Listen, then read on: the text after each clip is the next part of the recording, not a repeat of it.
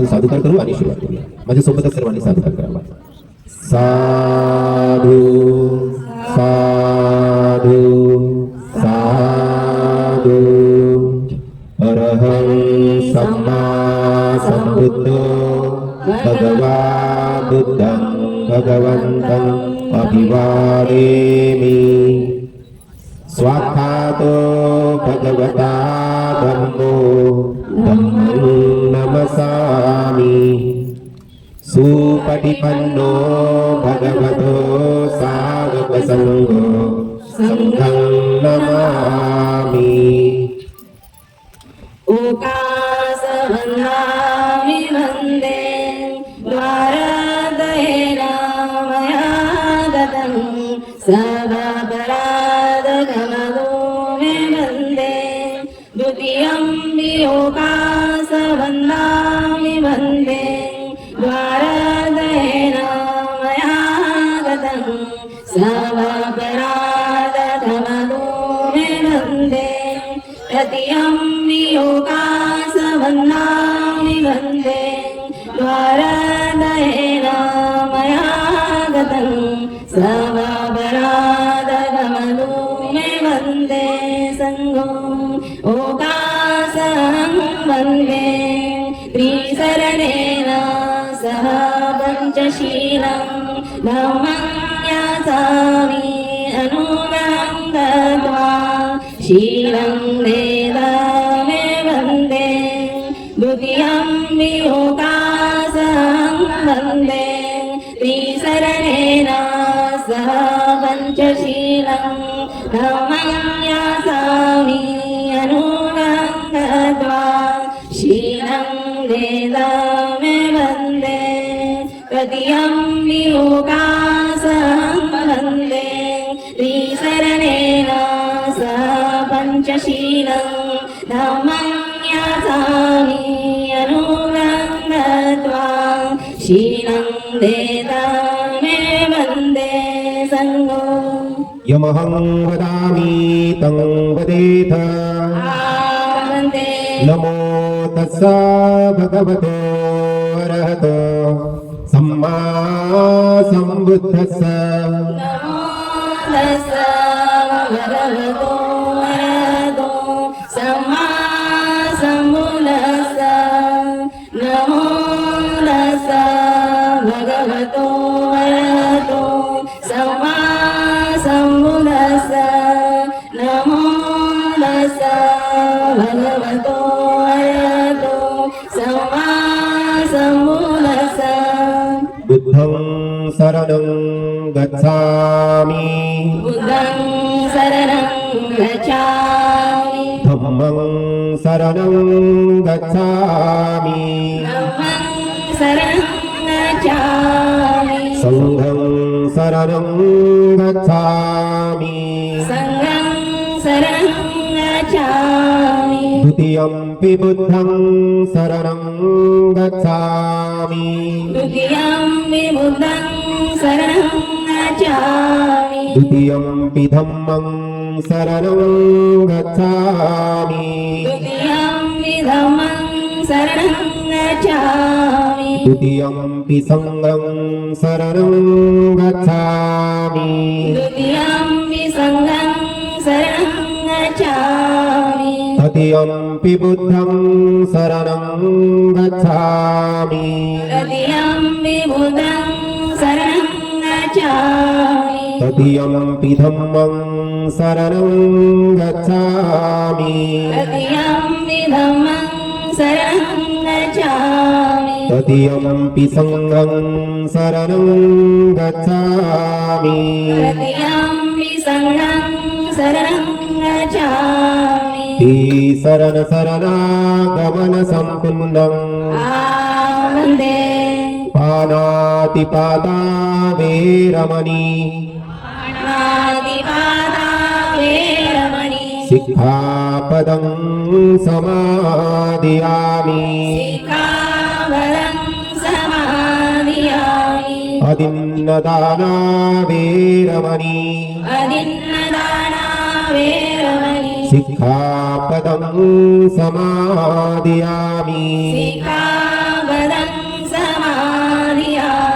कामे सुमिच्छाचारा वेरमणि कामे सुमिच्छाचारा वेरमणि सिक्खापदं समादियामि सिक्खापदं समादियामि मुसावादा वेरमणि मुसावादा वेरमणि सिक्खापदं समादियामि सिक्खापदं समादियामि सुरामेरय मज्जपमाद्दठाना वेरमणि सुरामेरय मज्जपमादठाना वेरमणि सिक्खापदं समादियामि सिक्खापदं समादियामि इमानि इमानि पञ्चशिलानि पञ्चशिलानि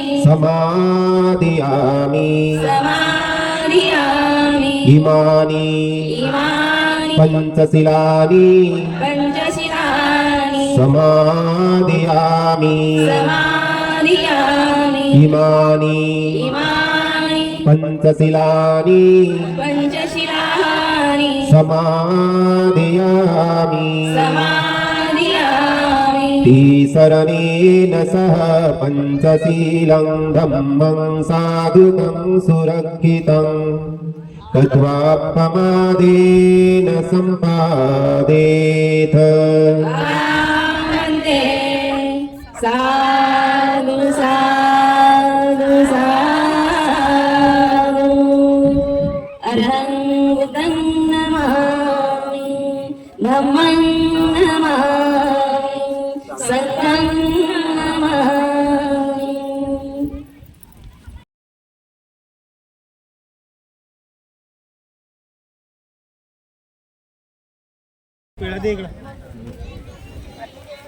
समन्ताय चक्रवालेषु अत्रागच्छन्तु देवता सदमं मुनिराजस शृण्वन्तु सगमुखदं धम्मं श्रवणकालोऽयं भदन्ता धम्मं श्रवणकालोऽयं भदन्ता धम्मं श्रवणकालोऽयं भदन्ता करुणाशीतलं हृदयं पयापजोतविहोतमोत्तमं शरणामरणलोकगुरुवन्दे सुगतं गतिविमोत्तमं ज्यांचे हृदय करुणेने शीतल झाले प्रज्ञेचा दीप जाळून अज्ञान अंधकार नष्ट केला त्रिलोक सम्यक संबुद्धाला अभिवादन या देशातील लयास गेलेला धर्म पुनर्जीवित करून शोषित पीडितांचा उद्धार करते बोधिसत्व डॉक्टर आंबेडकर महापुरुषांच्या विचारांच्या प्रती प्रणाम करून आज हाराने फुलांनी धुपाने दीपाने या ठिकाणी भिक्षू संघाच्या हस्ते पूजा करून त्रिशरण आणि पंचशील ग्रहण करून आपण या ठिकाणी धम्मदेशना श्रवण करणारे समग्र उपासक उपासिका बालबालिका हा जो परिसर आहे या परिसरामध्ये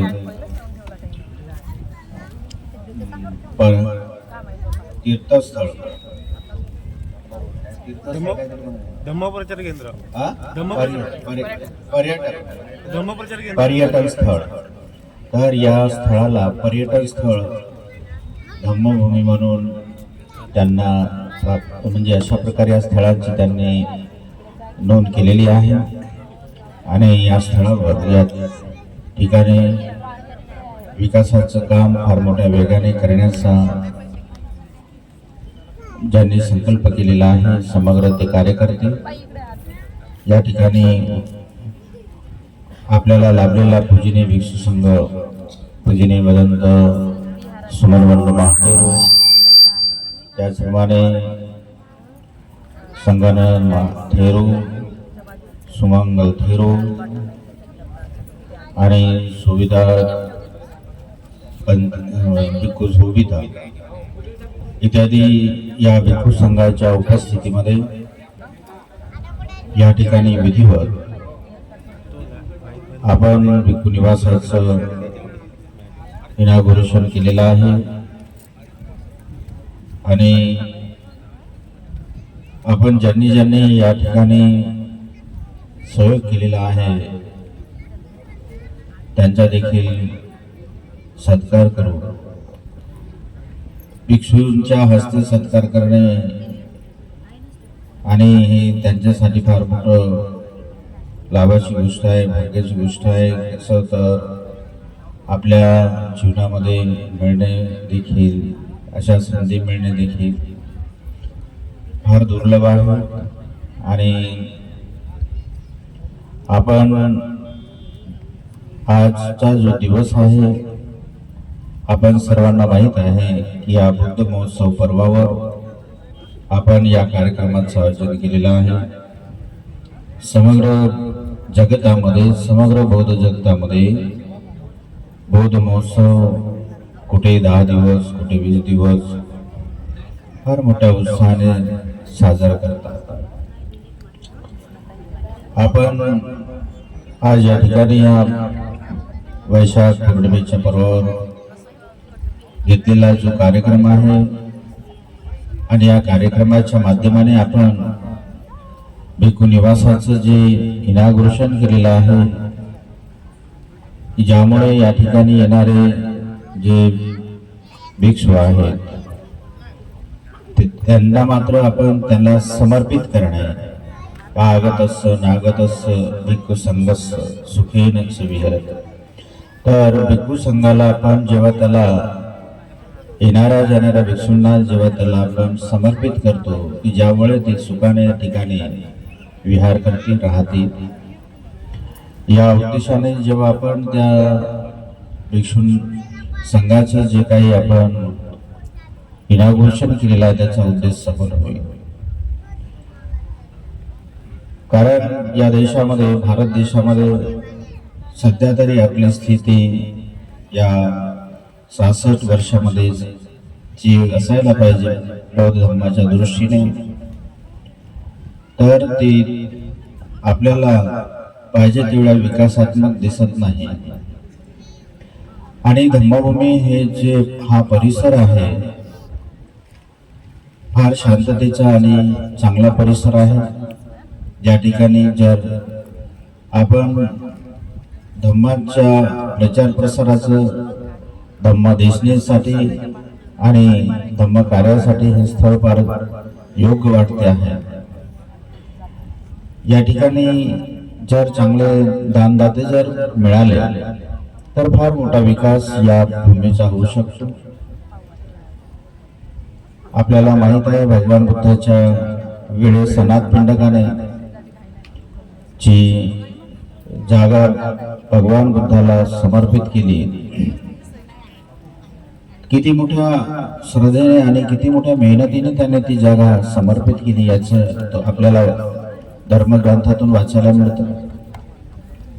त्याला एक जागा विकत घेण्यासाठी, परंतु जागा कुठे असावी, कशी असावी याचा देखील त्याला अवलोकन करूनच त्यांनी ती जागा निवडली की जी गावाच्या जास्त दूर नसावी, गावाच्या म्हणजे शहराच्या सर्व बाजूंनी त्या येणाऱ्या जाणाऱ्या म्हणजे श्रद्धावान लोकांना धम्मदेशना श्रवण करण्याचा लाभ मिळण्यासाठी त्यांना जास्त येण्या जाण्यामध्ये कष्ट होऊ नये म्हणून त्यांनी त्या जेत कुमाराची जागा शोधली की जी गावाच्या मध्यभागी, शहराच्या मध्यभागी आहे. जेव्हा तो त्याला त्या जागेविषयी मागणी घालायला गेला तेव्हा त्याने ती जागा विकण्यास नकार दिला. तरी देखील त्याने त्याला अनेक पद्धतीने त्याला मानवण्याचा प्रयत्न केला. त्याला सांगितलं की या ठिकाणी भगवान बुद्ध येणार आहेत आणि त्यांच्या धर्मदेशाने जर कोणी जीवनमुक्त झाले तर यासारखं आपल्याला फार मोठं पुण्य आणखी कोणतं आहे. परंतु ते जेतकुमार समजायला तयार नव्हता. परंतु त्याने मग त्याला विचार आला की मी म्हणेन तेवढी जहा किंमत तर देऊ शकणार नाही, म्हणून वाटेल तेवढी किंमत सांगून द्यायची. आणि त्याने तोंडातून शब्द काढला की या जागेवर जेवढं तू सोनं अंतरून देशील तेवढी जागा तुझी. सौदा पक्का. आणि अनाथ पिंडकाने घरी ज्याच्या जेवढं सोनं होतं तेवढं सोनं अंतरून ती जागा विकत घेतलं. आपण वाचलं आहे, ऐकलेलं आहे. आज बघा त्याचं नाव या धर्मग्रंथातून आपल्याला वाचायला मिळतं. अनाथ पिंडकासारखे अनेक लोक या सृष्टीवर, या पृथ्वी तलावर झाले. करोडोपती, अरोडपती, टाटा, बिर्ला, अंबानी, अदानी असे अनेक लोक झाले. परंतु त्यांचं नाव आणि निशाण या धर्तीवर नष्ट झालेला आहे. देशाचा कोणीही सम्राट असो किंवा राजा असो, त्या फक्त त्याच्या धनाच्या सदुपयोगानेच तो सदुपयोग करून, धम्मासाठी सदुपयोग करूनच त्याचं नाव शिल्लक राहू शकतो. अन्यथा अनेक सम्राट झाले, अनेक देशाचे राजा झाले, परंतु अशा क्वचितच राजांचे नाव आपल्याला धर्मग्रंथातून वाचायला मिळतं.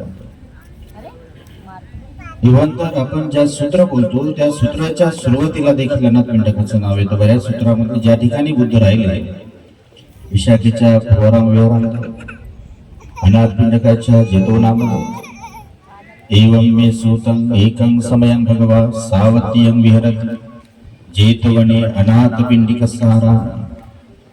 म्हणजे भगवान बुद्ध अनाथ पिंडकाच्या विहारात असताना जो उपदेश दिलेला आहे तो उपदेश कुठे भगवान बुद्धाने दिलेला आहे आणि कोणाला दिलेला आहे हे सूत्रांच्या पूर्वी आपण उच्चारतो. पैरागऱ्याचे कोणाचे नाव भगवान बुद्धाच्या सूत्रांमध्ये घेतल्या जात नाही. असे त्यांच्यासारखे काही लोक झाले. आपल्याला जर अशा प्रकारे आपल्या जीवनामध्ये जर आपल्या धनाचा सदुपयोग करण्याची जर संधी मिळाली तर नक्कीच आपल्या या जीवनामध्ये आपला उद्धार होऊ शकते. आपल्याला फलांचा मार्ग मिळू शकते, आपल्याला निर्वाणाचा मार्ग मिळू शकते आणि आपल्या जीवनाचं सार्थक होऊ शकते. भगवान बुद्धाने याला इतकं महत्व दिलं. परंतु दान कुठे द्यावं, कोणाला द्यावं, दान देणारा व्यक्ती आणि दान घेणारा व्यक्ती यांच्या बलावर आणि प्रभावावर अवलंबून आहे की आपण कुठे दान करतो. नाहीतर आपण कुठेही दान करतो. एखाद्या भयामुळे त्याला काहीच, त्या दानाला किंमतच नसते, त्यातला काहीच महत्व नसते, अशा ठिकाणी आपण भयापोटी दान करीत असतो. एखाद्या आपण भिकाऱ्यांना देखील दयेपोटी दान करत असतो. परंतु जे श्रेष्ठ दान आहे, श्रेष्ठ दान ज्याला म्हटलेलं आहे की आपण दान कुठे, कोणाला आणि कोणाकडून, आणि दानाची मात्रा ही किती स्वरूपात असली पाहिजे. नाही तर बऱ्याच लोकांची मानसिकता असते 1 रुपया दान दिले तरी ते 1 लाखा समान आहे, करोडो समान आहे. आपली मानसिकता. आपण बोलणार पण 1 रुपयामध्ये 1 लाखाचं काम होणार नाही, याची जाणीव आपल्याला असली पाहिजे. काळ गेला, काळानुसार काळानुसार सगळा बदल होतो, चलनमध्ये बदल होतो.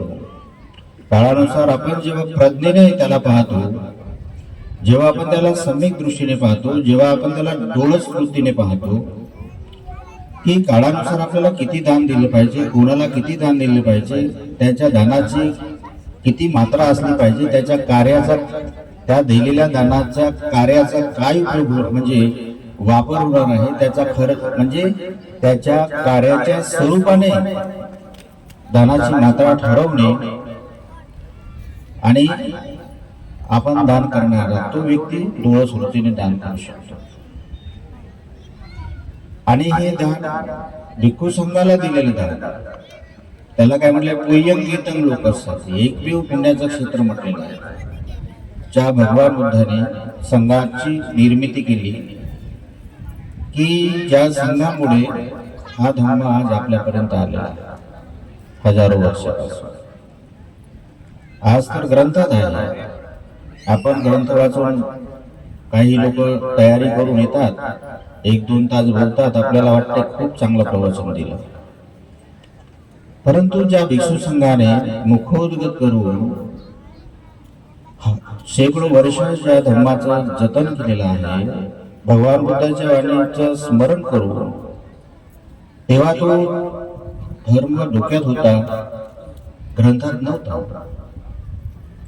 ग्रंथाची स्थिती आता आलेली आहे, आपल्या डोक्यात नाही, तो ग्रंथात आहे, अशी स्थिती निर्माण झाली. फार मोठ्या आपल्याला लायब्रऱ्या दिसतात, परंतु त्या लायब्ररीमधून एखाद्याला जर एवढी लायब्ररी आहे, त्या लायब्ररीतून जर तू एखादा तास कोणाला जर मार्गदर्शन करू शकतो का, तर पूर्व तयारी करावी लागेल.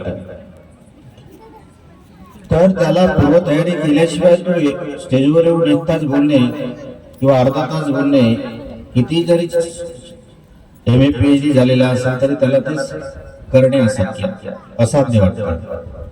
नाही, मला आधी सूचना द्यायला पाहिजे होती, मला आधी विषय सांगायला पाहिजे होता, मी आता हे तुम्हाला देऊ शकत नाही. परंतु जेव्हा आपण त्याला विषय देतो आणि जेव्हा तो तयारी करून येतो, तेव्हा ज्याप्रमाणे आपण पाहतो की ही आपल्याला फार मोठं चांगली समजते. म्हणून संघाचं जे महत्व आहे, की ज्या संघाने ज्यावेळेस त्यांनी आपल्या डोक्यामध्ये धर्माचं स्मरण करून ठेवलेलं आहे, त्याच्या प्रॅक्टिकली आचरणासहित. आता तर केवळ आपण पाहतो की आचरणाने बाजूला आणि धर्मही बाजूला, सांगणे वेगळं आणि वागणे वेगळं, अशा प्रकारची स्थिती आपल्याला दिसते. भिक्षू एखाद्याने जर खूप प्रवचन दिलं आणि त्याला जर भिक्षू बन म्हटलं तर तो बनेल का? नाही बनणार. नाही, हे बंधने आहे, त्या बंधनामध्ये कोण राहील? आज आपण पाहतो की बुद्धिस्ट कंट्रीकडे जर पाहिलं, एका फॅमिली एक मोठी विहार बांधून धम्मासाठी समर्पित करतात. ज्याप्रमाणे विशाखीने समर्पित केलं, तिचा आदर्श ठेवू. ज्याप्रमाणे अनाथपिंडकाने धम्मासाठी समर्पण केलं, त्याचा आदर्श ठेवू. विशाखेचा विवाह त्यावेळेस परधर्मात झाला. त्यावेळेस स्त्रियांना कुठलेही अधिकार नव्हते, चूल आणि मूल याच्या पलीकडे अधिकार नव्हते. आणि अशा वेळेस धम्मासाठी काम करणं, परधर्मात राहून तिचा विवाह हा, बुद्धाची उपासिका असताना तिचा विवाह हा कुठे झाला तुम्हाला माहित आहे ना? जैन धर्मामध्ये झाला. जैन धर्मामध्ये विवाह झाल्यानंतर देखील बुद्धाप्रती असणाऱ्या अगाध श्रद्धेमुळे ती त्या परिवाराला बुद्धाकडे शरण आणण्यासाठी सफल झाली आणि तिला धम्माचरण करण्याचा जो मार्ग मिळाला, ज्यामुळे आपण पाहतो की आजच्या ज्या स्त्रिया आहेत त्या धम्मामध्ये अष्टशील उपसवताला धारण करू शकतात. कारण सुरुवात तिने केली, काही स्वातंत्र्य नसताना. प्रथम अष्टशील उपसवताचं वर विशाखेने धारण केलं आणि शेकडो भिक्षूंच्या, हजारो भिक्षूंच्या भोजनांची, वस्त्रांची, चिवरांची, अष्टपरिस्कार आज जे आपण दान करतो भिक्षूंना, ही सुरुवात विशाखेपासून सुरू झालेली आहे. तर तिने आपल्या पतीकडील धनाचा वापर आपल्या धम्मासाठी करण्यासाठी तिला मार्ग मिळणे हे किती कठीण आहे. आपल्याला आज थोडेसे 100-200 रुपये दान देण्याची मिळाली तरी आपल्याला 10 वेळा विचारावं लागतं. स्वतः कमाई करून देखील काही स्त्रिया तर 25-25 लाख वर्षाचे कमवतात. कोणाचा 10 लाखाचा पॅकेज आहे, कोणाचा 50 लाखाचा पॅकेज आहे. परंतु त्याच्यातील 1000 रुपये जर दिले आपल्या धम्मासाठी देतो म्हणलं तर त्याला 10 विचारावं, सासऱ्याला विचारावं लागते, कधी सासूला विचारावं लागेल, कधी नवऱ्याला विचारावं लागेल. कमाई करते ती आणि खर्च मात्र त्यांच्या मनाप्रमाणे केला पाहिजे. इव्हन तर तिला पेट्रोलला देखील नोकरीला जाण्यासाठी रोज पैसे पेमेंट झाला की नवऱ्याच्या हातात किंवा सासूच्या हातात किंवा कुणाच्या हातात, तिच्या हातात काहीच राहत नाही. कमाई करते. स्वातंत्र्य दिलं, संविधानाने स्वातंत्र्य दिलं, परंतु त्याचा खर्च मात्र त्यांच्या विचाराप्रमाणे झाला पाहिजे. तर ही जे अशा प्रकारचे संविधानाने दिलेले जे आपल्याला अधिकार आहेत त्याचा काय उपयोग? बाबासाहेबांनी आम्हाला संविधानाने अधिकार दिले, परंतु आमच्या कमाई केलेला तून आम्ही आपल्या श्रद्धेने वेळेवर त्या भिक्षूला भोजन दान देणे, त्या दान देणे यासाठी देखील आम्ही कार्य करू शकत नाही, स्वतंत्रपणे कार्य करू शकत नाही. तर अशा प्रकारची आज आपल्याला व्यवस्था दिसते. किंवा ज्या माता पित्यांनी तिला नोकरीला लागेपर्यंत लाखो रुपया खर्च केला, कोणी करोडो रुपया खर्च केला, त्यांच्यासाठी देखील एखाद्या वेळेस भाऊ किंवा बहीण किंवा कोणी किंवा माता किंवा पिता जर बिमार झाले, त्यांना जर 10-5 हजार रुपयाची किंवा लाख 2 रुपयाची जर गरज पडली, योग्यता असून देखील त्याच्यातील 10,000 रुपये देऊ शकत नाही. आणि अशा प्रकारे आपल्या आई वडिलांनी दिलेल्या धनसंपत्तीचा वापर आणि नवऱ्याकडील धनसंपत्तीचा वापर देखील म्हणजे आपण एखाद्या परकीयासाठी करतो असं वाटते, परंतु आपल्या धर्मासाठी करू शकत नाही, आपल्या माता पित्यांसाठी करू शकत नाही.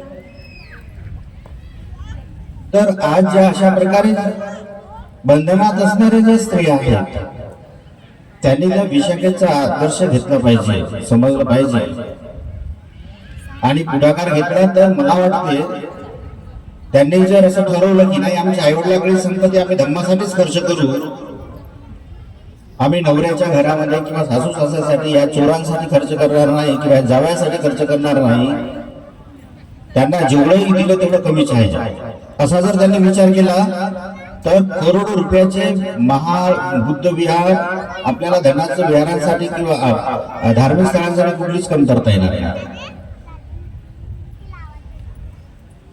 आम्ही पाहतो आपल्या या देशामध्ये आता इंटरकास्ट मॅरेजच्या माध्यमाने बरेच काही विवाह आम्ही लावतो आणि हे सगळे इंटरकास्ट मॅरेजच्या माध्यमाने होणारे जे विवाह आहेत हे मोठ्या हाय लेवलवर होत आहेत, ज्यांचे करोडोचे पॅकेज आहेत, ज्यांचे करोडोचे बिझनेस आहेत. मुलगा असेल चांगला तर त्यांची मुलगी ते आपला धर्म घेऊन येते, त्याला आपल्या धर्मात त्याच्या धनाचा वापर करते, त्याला आपल्या धर्माचे करते. त्याचप्रमाणे मुलगी जर त्यांच्या धर्मात विवाह झाला तर हे आपल्या मायबापाच्या धनापासून सगळे त्याच्या धर्मात घेऊन जाते आणि त्याच्या धर्माच्या देवांची पूजा करायला लागते. ज्या आई वडिलांनी, ज्या माता पित्यांनी जीवाचं रान करून त्यांना शिकवलं, मोठं केलं, नोकरीला लावलं, करोडो रुपया खर्च करून त्यांच्यासाठी आपण त्याच्यातून काही देण्यासाठी आपल्यामध्ये स्वातंत्र्य किंवा अधिकार राहत नाही. तर ही जी स्थिती आज आपल्याला दिसते आहे की ज्यामुळे आमची जी अर्थव्यवस्था आहे, आमची जी धर्मव्यवस्था आहे यामधून ढासळले जाते. कारण की ती अर्थनीती आणि धर्मनीती त्यांना एक दिवार निर्माण करते की जे मध्यमवर्गीय राहतील, जे गरीब राहतील, जे शूद्र राहतील ते म्हणजे महान, ते म्हणजे शूद्र, ते म्हणजे जे हिंदू राहतील ते अर्थनीतीने आणि धर्मनीतीने स्ट्रॉंग राहतील. म्हणजे जे जे स्ट्रॉंग होतील धर्मनीतीने धर्मान म्हणजे जे ज्यांचे इकॉनॉमिकली स्ट्रॉंग होतील ते इकॉनॉमिकली स्ट्रॉंग हिंदू धर्मात परिवर्तित होते. जे इकॉनॉमिकली स्ट्रॉंग होणार नाही, जे गरीब राहतील, जे मध्यमवर्गीय राहतील, त्यांना हिंदू धर्म स्वीकार करावा नाही. आजही ही जी स्थिती आहे, जर आम्ही पाहिलं तर बाबासाहेबांनी शूद्र असल्यामुळे अजूनही कोणी ब्राह्मण आपला धर्म स्वीकार करण्यास पुढे हा महाराजांचा धर्म आहे. कारण तो एका महाराजांच्या वाणीतून दिलेला आहे, तो एका शूद्राच्या वाणीतून दिलेला आहे. जर हाच धर्म जर भगवान बुद्धाने ज्याप्रमाणे दिला, भगवान बुद्ध हे उच्चवर्णीय असल्यामुळे भगवान बुद्धाने धम्माचा उपदेश जो दिला तर तो ब्राह्मणांनी स्वीकार केला. आणि ब्राह्मणांनी स्वीकार केला, केवळ 5 ब्राह्मणांनी स्वीकार केला, परंतु एकाच वर्षावासात हजारो ब्राह्मण भगवान बुद्धाचे अनुयायी झाले. आणि फार मोठ्या झपाट्याने हा धर्म उच्च वर्णीयामध्ये त्याचा प्रचार प्रसार झाला. बाबासाहेबांनी आपल्याला 5 लाख लोकांना दीक्षा दिली, परंतु अजूनही हा धर्म फक्त महाराष्ट्रात राहिलेला आहे. अजूनही आपल्या देशामध्ये बाबासाहेबांनी धर्म दिल्यामुळे हा धर्म शूद्रांपुरते पुरता राहिलेला आहे. अजूनही कुठल्याही ब्राह्मणाने त्याला श्रद्धेने स्वीकार केलेला नाही. उच्चवर्णीयांनी कधी त्याला स्वीकार करण्यासाठी पुढे आलेला नाही. मग आपण जर भारत बौद्धमय करतो म्हणालो तर या देशात फक्त काय शूद्रच आहेत का ज्यामुळे भारत बौद्धमय होऊ शकेल? यासाठी आपल्याला ब्राह्मणांना देखील इतर धर्मी जे काही उच्चवर्णीय आहेत, इकॉनॉमिकली स्ट्रॉंग आहेत, सगळ्या प्रकारे ज्यांनी आपला विकास केलेला आहे, ते जोपर्यंत धर्म स्वीकार करणार नाही आणि लोकशाहीमध्ये होणे कठीणच आहे. सम्राट अशोकाने धर्म स्वीकार केल्यानंतर आपल्याला त्याचं उदाहरण आहे की ज्याचं साम्राज्य ज्या प्रांतावर होतं, ज्या देशावर होतं, राजाने बौद्ध धर्म घेतल्या क्षणानंतर काही फार कमी वेळात समग्र बौद्ध झाले. एखाद्या जर आपल्या प्राईम मिनिस्टरने किंवा एखाद्या राजाने किंवा एखाद्या मिनिस्टरने जरी धर्म स्वीकार केला म्हणून त्याचं अनुसरण दुसरे करतील, त्याच्या जातीचे लोक करतील, त्याच्या धर्माचे लोक करतील, असं कदापि होणार नाही. आणि त्यामुळे या लोकशाहीमध्ये आपण धम्माचा प्रचार प्रसार करणे ही त्यांना पटेल तर स्वीकारतील. अशा पद्धतीने आपण धम्माचा वेगाने प्रचार प्रसार करणे कठीण आहे. इव्हन आपल्यातलेच लोक जे स्वतःला बौद्ध समजतात त्यांनी तरी शुद्ध स्वरूपाने बौद्ध धर्म स्वीकार केलेला आहे का? आपण स्वतःला विचारा की आम्ही तरी परिपूर्ण परिशुद्ध बौद्ध झालो आहोत का?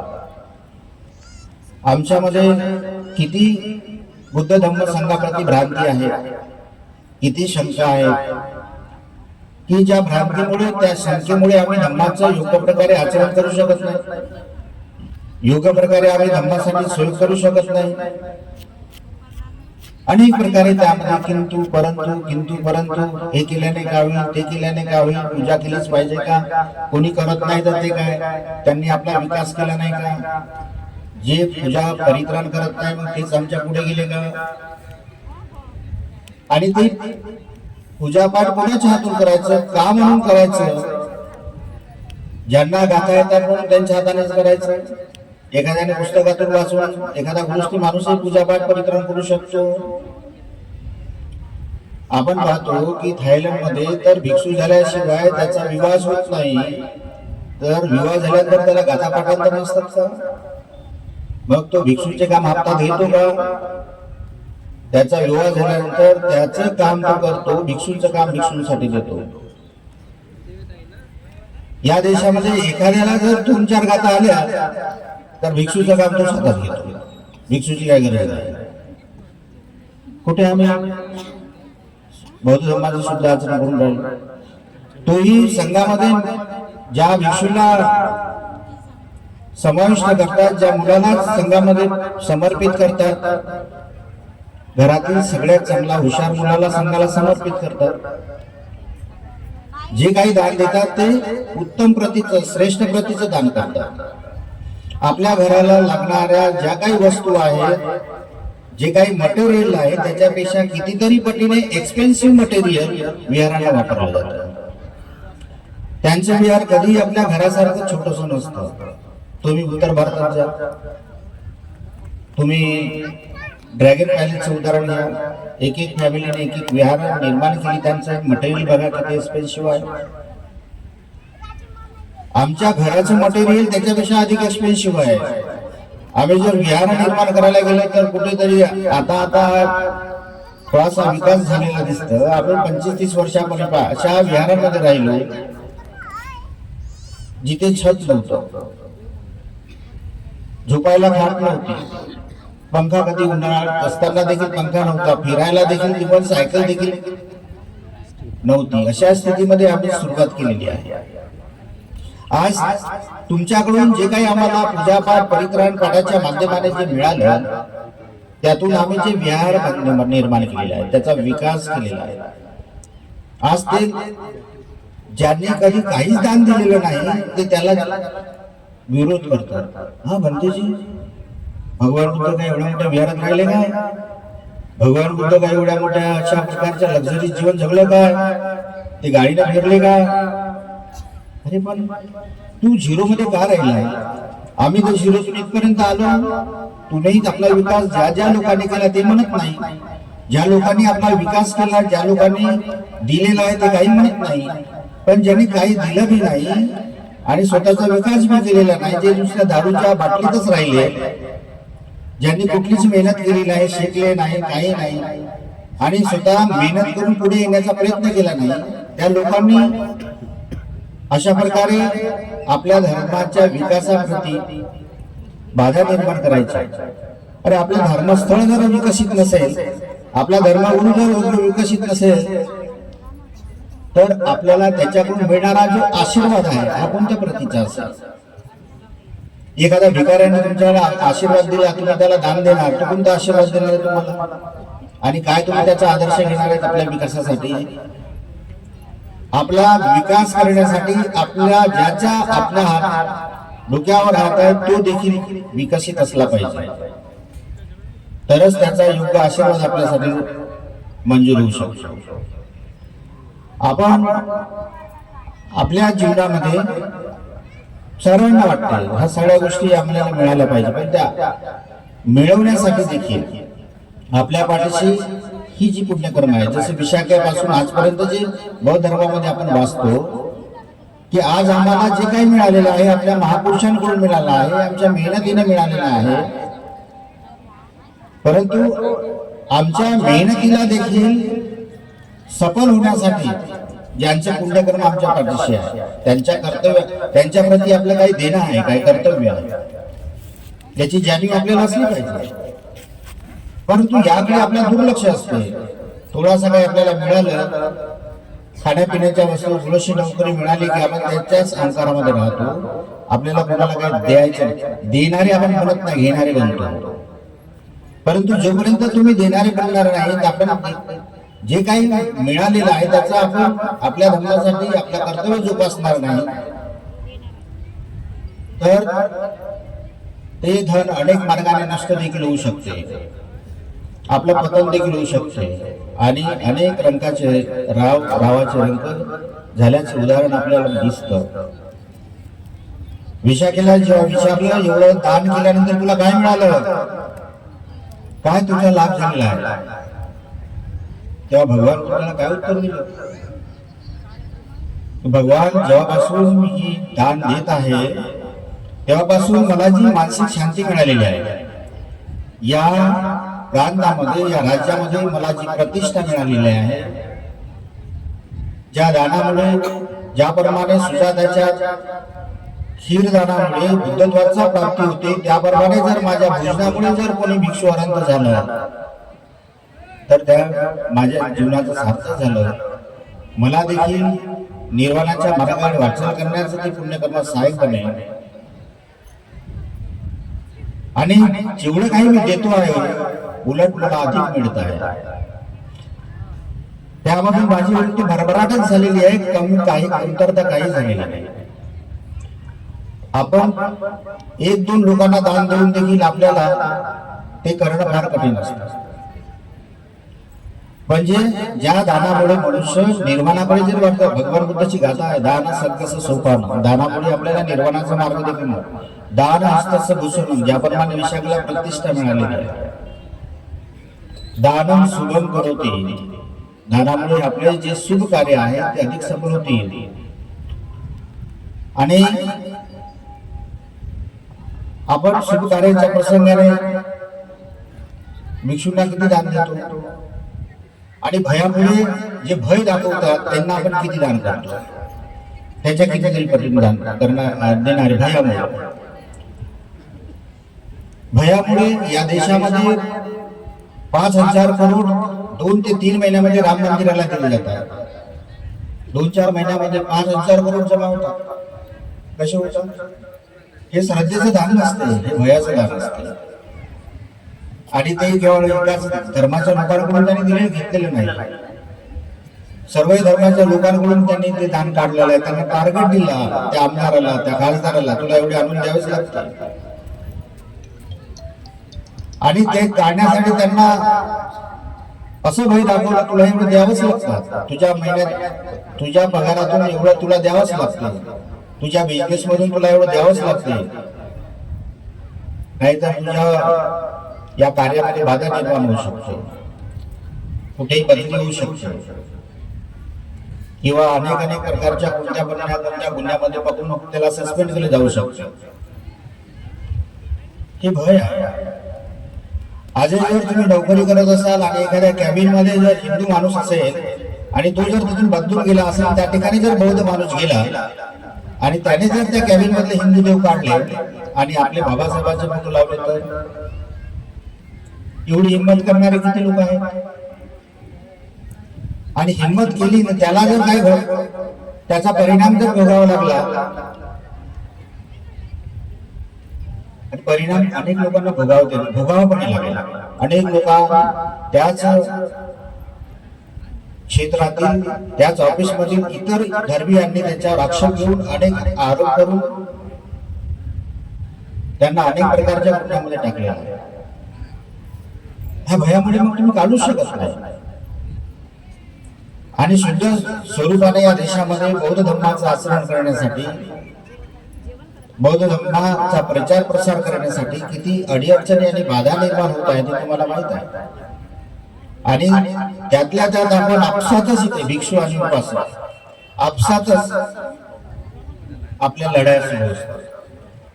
पण आपल्याला समन्वय साधून त्यामधून मार्ग काढण्यासाठी आपण प्रयत्न करीत नाही. तर याचे परिणाम आपल्याला भावी काळामध्ये दिसत आहे. आणि हा धर्म म्हणजे एक प्रकारे इकॉनॉमिकली, फिजिकली, मेंटली जे हँडिकॅप होतील त्यांचा धर्म राहील. जे फिजिकली, मेंटली आणि इकॉनॉमिकली स्ट्रॉंग राहतील त्यांचा हिंदू धर्म राहील. मग अशी जर स्थिती आणण्याचा ज्यांचा प्रयत्न आहे, हे अजूनही आपण का समजू शकत नाही? तर आपल्याला फार याचा विचार करून आपल्याला आपल्या जीवनामध्ये आपल्या मुलांसाठी, आपल्या येणाऱ्या भावी पिढीसाठी विचार करायचा आहे. आणि जे काही विहार आपण निर्माण करत आहोत, तर ते विहार ज्याप्रमाणे बौद्ध काळामध्ये भगवान बुद्धाच्या वेळेमध्ये ते भिक्षू संघाला समर्पित केले, त्याप्रमाणे समर्पित करावे लागते. भिक्षू संघाने जे काही विहार निर्माण केले त्यावर कब्जा करण्यापासून मुक्त करावं लागेल. उलट स्थिती आहे. भिक्षूंनी निर्माण करायचे आणि तो भिक्षू मेला की कब्जा उपासकांनी करायचा. आपण निर्माण केलेल्या विहारात भिक्षूंना राहू देत नाही. आणि जे भिक्षूंनी निर्माण केलेली विहार आहे त्यामध्ये भिक्षू कडून निर्माण झालेले विहार जे तुमच्याकडून मिळाले जाणार, ज्यांनी सर्वस्व त्यागलेलं आहे. आज आम्ही 10,000 2,000 500 रुपये देऊन आम्ही त्याचा मालक बनतो, त्याचा आम्ही सत्कार करतो. परंतु ज्यानं सारा आपलं आयुष्य समर्पित केलेलं आहे धर्मासाठी आणि साऱ्या जीवनातलं जेवढं काही तुमचं मिळते त्याच्यातील 100% तो धर्मासाठी खर्च करतो आहे. कमीत कमी 90%. काही भिक्षूंच्या ह्याच्या वाटेवर काही शेतं आलेले आहेत, काही जमिनी आलेल्या आहेत, आई वडिलांची संपत्ती आलेली आहे. मग त्या भिक्षूंनी तर सगळे ते आपल्या धर्मासाठी लावलेलं आहे. आणि आम्ही जर 1,000-5,000 रुपये दान केले आम्ही त्याचे मालक झालो. आणि ज्याने आपल्या धर्मासाठी समर्पण केलं, करोडो रुपये लावून विहार बांधली, तो त्याचा मालक नाही. तो त्या विहारात राहू शकत नाही, तो त्या घरात राहू शकत नाही. ही जर स्थिती या धर्माची जर असेल तर आम्ही आपल्या धर्मगुरूंचा जो आपण वापर करतो आहोत केवळ आपल्या कार्यापुरते, आपल्या स्वार्थापुरता. आमच्याकडे हा कार्यक्रमाला म्हणून भिक्षूंना आदर सत्कार केला. प्रत्येक क्षणाला आमच्याकडून आदर सत्कार होतो का? आम्ही जर थायलंड मध्ये गेलो, बर्मामध्ये गेलो किंवा श्रीलंकेमध्ये गेलो तर केवळ कार्यक्रमापुरता आदर होत नाही. प्रत्येक क्षणाला एकदा भिक्षू बाहेर पडला की जो भी त्या भिक्षूच्या समोरून जाईल, वाकून जाईल, वंदन करून जाईल, ज्या बी गाडीत बसेल, ज्या बी बसमध्ये बसेल, तुरंत त्याला जागा मिळेल, त्याचं आरक्षण करेल. लेमॅन सारखं त्याला वागवलं जाणार नाही. प्रत्येक क्षणाला त्याची सुरक्षा, घरातून विहारातून बाहेर पडल्यापासून तर प्रवासापर्यंत कुठेही जाईल तरी त्याला सगळ्या प्रकारच्या VIP ट्रीटमेंट मिळतात. प्लेन मध्ये बसण्यापासून, प्लेन मधून उतरण्यापासून, बसमध्ये बसण्यापासून तर बसमधून उतरण्यापासून त्याच्या विहारात जाण्यापर्यंत, रस्ता ओलांडताना देखील, रस्ता क्रॉस करताना देखील, याप्रमाणे आमदार खासदारांना VIP ट्रीटमेंट मिळतात. त्याच्यापेक्षा अधिक श्रेष्ठ त्यांना व्यवस्था असतात भिक्षूंना. बघा भिक्षूंना किती त्यांना सामाजिक सुरक्षा, त्यांना शासकीय सुरक्षा, त्यांना राजकीय सुरक्षा.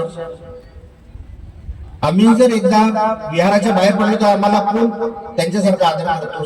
आता आपल्याकडे कुठला कार्यक्रम आला म्हणून आम्ही तेवढ्यापुरता आम्ही आदर करतो, तेवढ्यापुरता आम्ही विचारतो, द्यावं लागतं म्हणून देतो. नाही कार्यक्रम झाला थोडंफार दान द्यायचं म्हणून देतो. पण विश्वासाने, श्रद्धेने आमच्या कमाईचा 20%, 5%, 10% हिस्सा आम्हाला आमच्या धर्मासाठी द्यायचाच आहे असे किती लोक देतात. हे कुठेही जरी असतील, विदेशात कुठे जरी नोकरीला असतील तरी आज ऑनलाईनच्या माध्यमाने किंवा आपल्या म्हणजे आपल्या घरी आल्यानंतर, घर वापसी ज्याला आपण म्हणतो, आपल्या घरी आल्यानंतर, आपल्या देशात आल्यानंतर तरी त्याच्याकडून तो आपल्या संस्थेसाठी, आपल्या विहारासाठी जे काही त्याच्याकडून राहिलेलं आहे त्याने जो हिस्सा त्याचा आहे 5% किंवा 10% 20%, तो सतत त्याला देणार. आपल्याकडे कार्यक्रमाला म्हणून एखादी 1,000-2,000 खूप दान दिलं म्हणतो. पण जे लोक रोज 10 रुपये दान देत असतील ते त्याचं जास्त आहे की एखाद्या कार्यक्रमापुरतं 25-30 वर्षानंतर एखाद्या घरी कार्यक्रमाला नंतर 1,000-2,000 रुपये दान दिल्यानंतर ते जास्त आहे. पण एखादा गरीब माणूस जो विहाराशी जुळलेला आहे तो रोजच जर गणपतीला भोजन दान देत असेल, रोजच जर समजा 10-20 रुपये जाऊन दानपेटीत टाकत असेल तर दान जास्त कोणाचं झालं, त्या श्रीमंत माणसाचं झालं की त्या गरीब माणसाचं झालं? हा विचार करा. ही श्रद्धा आहे जे यामधून तुम्ही जर अशा प्रकारचा जर विचार केला तर आम्ही त्या बौद्ध राष्ट्रांसारखे आपला धर्मस्थळांचा विकास करू शकतो. तर मला जो काही या ठिकाणी वेळेचं भान सांगितलेलं आहे त्याप्रमाणे वेळ झालेला आहे आणि पुढील वेळ बंदीला द्यायचा आहे. तर एक गाथा बोलतो, सुखो बुद्धानुपादो सुखो सदमदेसना सुखो संगसैकता समगाना तपो सुख.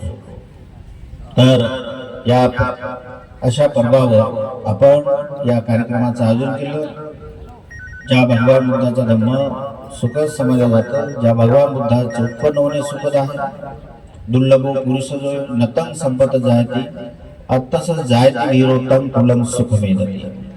परंतु ज्या देशामध्ये त्यांचा जर जन्म होतो, ज्या प्रांतामध्ये त्यांचा जन्म होतो, ज्या क्षेत्रामध्ये त्यांचा जन्म होतो, ते त्याचा उद्धार करून जातात, परिवर्तन करून जातात आणि ते कुठल्याही ठिकाणी कुठल्याही क्षेत्रामध्ये जन्म घेत नाही. बुद्धाचा जन्माचा इतिहास सगळ्या बुद्धाच्या जन्माच्या इतिहासाशी मिळता जुळता आहे. केवळ पिंपळाचं झाडच आपल्यासाठी आपण मानतो असं नाही, तर 28 बुद्धाचे जर आपण इतिहास पाहिला तर जेवढे काही झाडं आहेत, पिंपळाचं झाड आहे, वडाचं झाड आहे, पळसाचं झाड आहे, निगरुडाचं झाड आहे, अनेक झाडामध्ये अनेक बुद्धांनी बुद्धत्वाचा साक्षात म्हणजे ज्यांनी बुद्धत्वाचा साक्षात्कार केला केवळ पिंपळाच्या झाडात केलेला नाही. 28 बुद्धांचा इतिहास जर पाहिला तर 28 बुद्धांचा बुद्धत्वाचा साक्षात्कार अनेक झाडांमध्ये झालेला आहे. फक्त शेवटचे सिद्धांत आहे त्यांचा बुद्धत्वाचा साक्षात्कार पिंपळाच्या झाडात झाला आणि त्यांची आपल्याला हिस्ट्री माहित आहे, आपण तेवढ्या पुरत्या आहोत. तर आज आपण या ठिकाणी सर्वांचं मंगल इच्छितो. भवतु सर्वं मंगलम, भवतु सर्वं.